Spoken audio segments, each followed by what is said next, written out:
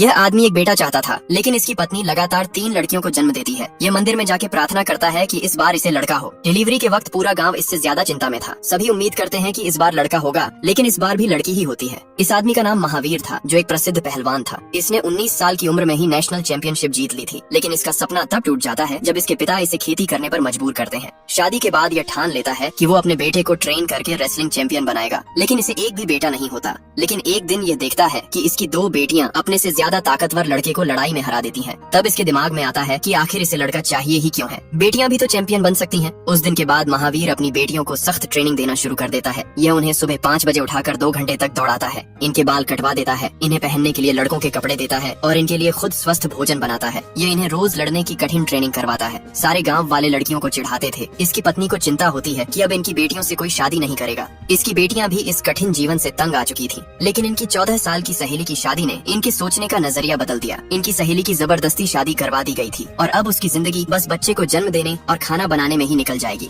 आखिरकार बेटियां समझ जाती हैं कि इनके पिता इन्हें एक बेहतर भविष्य देना चाहते हैं। इसके बाद जल्दी ही सबसे बड़ी बेटी गीता लोकल नेशनल लेवल के टूर्नामेंट जीतकर अपना शानदार टैलेंट दिखाती है। फिर यह नेशनल टीम को ज्वाइन करती है और आखिरकार अब यह इंटरनेशनल लेवल पर मुकाबला करने के लिए तैयार थी। लेकिन बिना अपने पिता के सख्त डिसिप्लिन के गीता अपने बाल बढ़ा लेती है, फैशन मारने लगती है और जंक फूड खाने लगती है। इसके बाद जब यह अपने गाँव जाती है तो अपने पिता से जीतकर ओवर कॉन्फिडेंट हो जाती है, लेकिन जल्दी ही इंटरनेशनल लेवल पर वो बहुत बुरी तरीके से हारती है। इसकी विरोधी बड़ी आसानी से इसे हरा देती है। इसके बाद गीता का सारा घमंड टूट जाता है और अब यह अपने पिता से दोबारा ट्रेनिंग लेना चाहती थी। यहाँ तक कि जब कोच महावीर को एकेडमी से बैन कर देता है, तब भी यह चुपके से दीवार पार करके पिता से ट्रेनिंग लेती थी और दोनों साथ फोन पर स्ट्रेटेजी भी बनाते हैं। कॉमनवेल्थ गेम्स के फाइनल में गीता का मुकाबला एक ऑस्ट्रेलियन खिलाड़ी से था, जो 2 बार पहले इसे हरा चुकी थी। दूसरी तरफ कोच महावीर को स्टोर रूम में बंद कर देता है। आखिरी राउंड में गीता को स्कोर बराबर करने के लिए 22 सेकंड के अंदर 4 पॉइंट चाहिए थे। इस कठिन समय में इसे अपने पिता की पूरी बॉडी को उठाकर पटकने वाली एक बढ़िया टेक्निक याद आती है, जिससे वो 5 पॉइंट लेकर जीत जाती है। मंच पर खड़े होकर गीता अपनी जीत के सारे पल याद करने लगती है। इसी समय भारत का नेशनल एंथम बजता है, जिससे स्टोर रूम में बंद इसके पिता को पता लग जाता है कि इसकी बेटी जीत गई है। जल्दी ही चौकीदार महावीर को ढूंढ लेता है और फिर महावीर जल्दी से अपनी बेटी की तरफ भागता है।